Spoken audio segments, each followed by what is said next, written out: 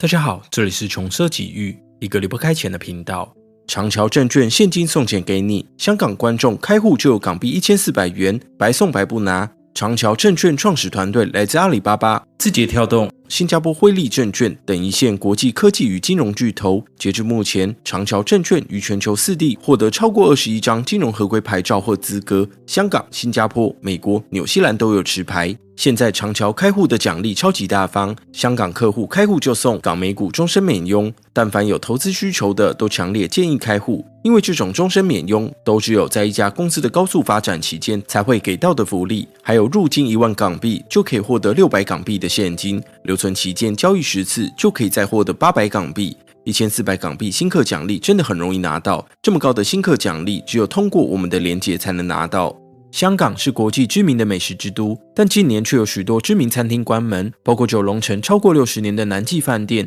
以及大埔的陈汉记粥面。有媒体统计，光是2023年就有10多家名店结束营业，有的因为租约到期，有的则是入不敷出。然而与此同时，来自中国内地的餐饮集团却积极抢入香港市场。本期影片就来聊聊香港餐饮业发生了什么事，而中国餐饮巨头又看中哪些商机。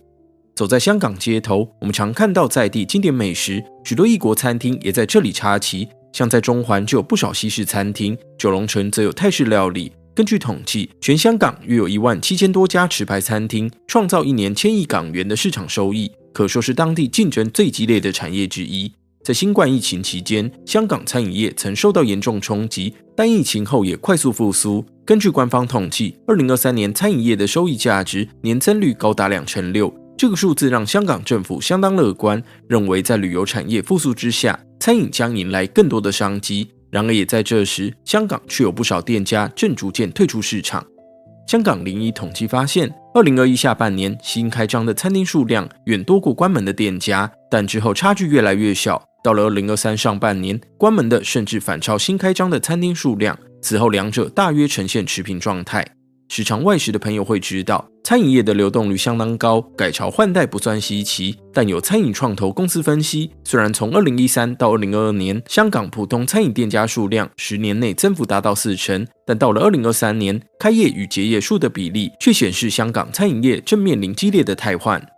进一步看向收益，我们前面提到，2023年的餐饮收益价值年增率为6%，但还比不上疫情前的整体规模，而且香港民众还出现消费降级的现象，廉价快餐生意火热，但中高价位餐厅却在挣扎。另外，盛汇商铺基金则指出，虽然知名餐厅歇业比较容易引人注意，但在结业餐厅之中，个体户因为资本不足，占比高于资金相对雄厚的连锁店。而在香港餐饮市场新旧汰换的同时，来自中国内地的餐饮集团也纷纷南下进驻。有媒体统计，去年有20多家来自中国本土的餐饮集团开启香港拓店计划，像在中国拥有300多家分店的木屋烧烤，开设了旺角与食堂店，以低价策略快速扩张的蜜雪冰城，也在旺角开设首家香港分店。有许多人好奇，为何香港餐饮市场当前陷入竞争的白热化，而中国企业却在这时积极入市。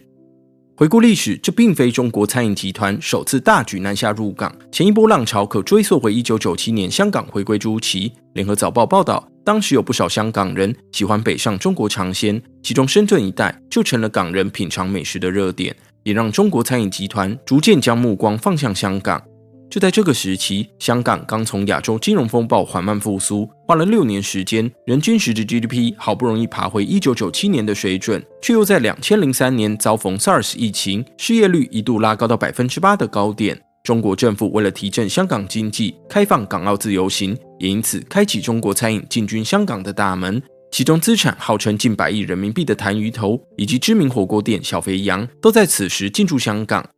这段期间，香港与中国的餐饮版图不只是单方面的南向流动，香港企业同样瞄准大陆的商机。当年便有香港媒体报道，2000年全中国餐饮市场的营业额高达人民币数千亿元，年增率达到1%。更重要的是，中国餐饮市场从过往由公款支撑高消费需求，转而发展中低档次的大众消费，特色酒楼与家常饭馆的商机远胜过高档餐厅，给了香港餐饮业者更好的切入点。尤其是地理区位比较方便的深圳与广州，更吸引许多港人北上发展。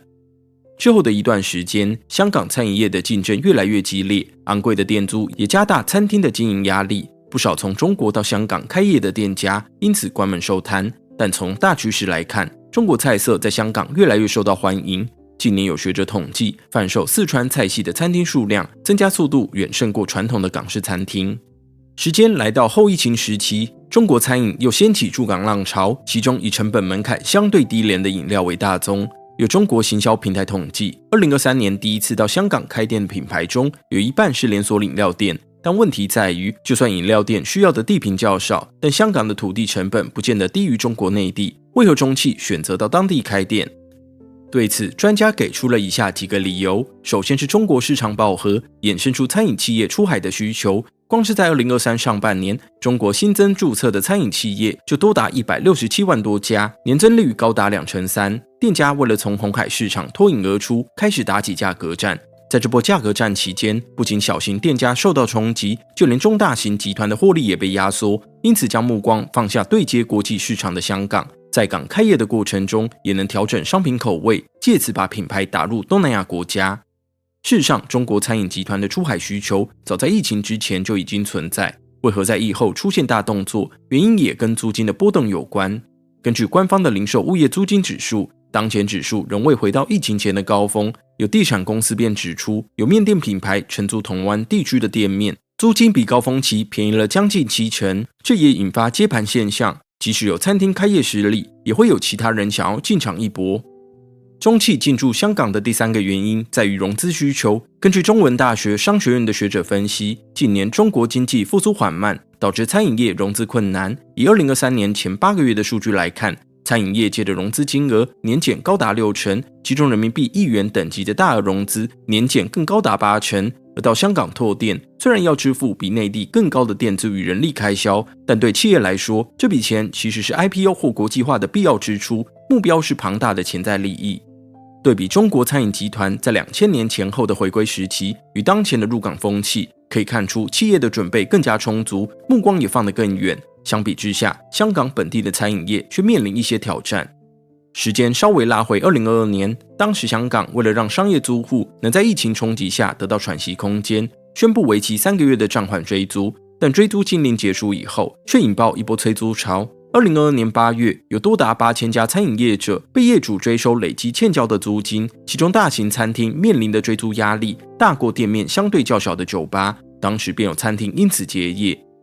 紧随其后的是港人北上消费热潮，更对本地餐饮业造成打击。根据官方统计，2023年香港居民的北上人次超过南下访港的中国旅客。港人北上的热潮推动深圳餐饮业的发展，但对于香港店家来说却不是好消息。像在去年年末的耶诞档期，香港餐饮联业协会会长黄家和便指出，港人到中国消费，但来港旅客数量却不如预期，预估餐饮业界在档期内的营业额年减高达15%。过往这段期间，饭店餐厅一位难求，但去年的耶诞旺季，香港却有不少餐厅还有许多空位。更严重的问题在于，香港民众北上消费，获得了良好的消费体验，回过头来对家乡的店家感到不满，认为在香港吃饭，除了价钱相对昂贵，还要忍受店家较差的服务态度。总结来说，香港餐饮市场仍是亚洲的一级战区，但港人北上，中国餐饮集团南下，加上人力不足与经济前景不明等因素，导致本土业者遭遇逆风。不过对消费者而言，更重要的是能借此提升市场品质，同时保有在地经典的好味道。好了，这集的重奢就到这里。对这个话题有兴趣的朋友，不妨在下面留言聊聊你们的想法，也欢迎追踪我们的脸书与 IG。我们下一集再见，拜拜。